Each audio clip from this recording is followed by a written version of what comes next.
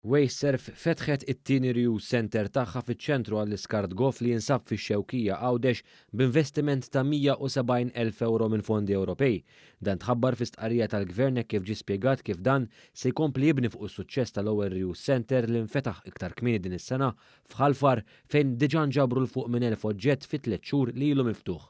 Waqt żjara li saret f'dan iċ-ċentru ġdid mill-Ministru għall-Ambjent, l-Enerġija u l-Intrapriża Mirjam Dalli, mill-Ministru għall-Għawdex Clint Camilleri u mis-Segretarju Parlamentari għall-Fondi Ewropej Chris Bonnet, ġie spjegat kif dawn iċ-ċentri qed joħolqu bidla fil-mod ta' kif inħarsu lejn l-iskart. Daniel Tabone, uffiċjal tal-Wasteserv, spjega s-suċċess tal-ewwel reuse center li nfetaħ f'Ħalfar.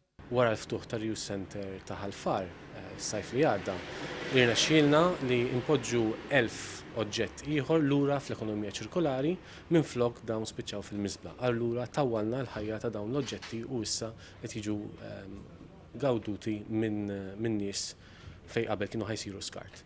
Tabone spjegaw wkoll il-pjanijiet tal-Wasteserv li lin mill-ftuħ ta' dan iċ-ċentru f'Għawdex.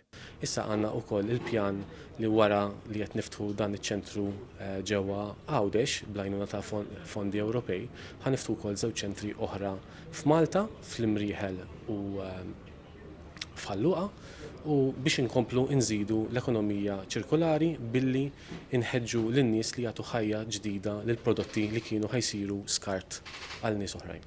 Min-naħa tagħha l-Ministru għall-Ambjent Mirjam Dalli tennit li proġetti bħal dawn jgħinuna nħarsu lejn l-iskart bħala riżorsa. Dan huwa parti mill-mod kif aħna din inħarsu lejn l-iskart bħala riżorsa.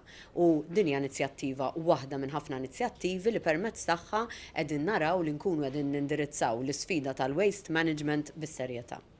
Intant is-Segretarju Parlamentari Chris Bonnet spjega kif dan il-proġett kien possibbli b'investiment ta' 170,000 euro mill-Fond ta' Koeżjoni u spjega kif mill-programm ta' finanzjament il-ġdid pajjiżna se jara li jiġu allokati fondi bħal dawn biex Wasteserv tkun tista' twettaq aktar proġetti.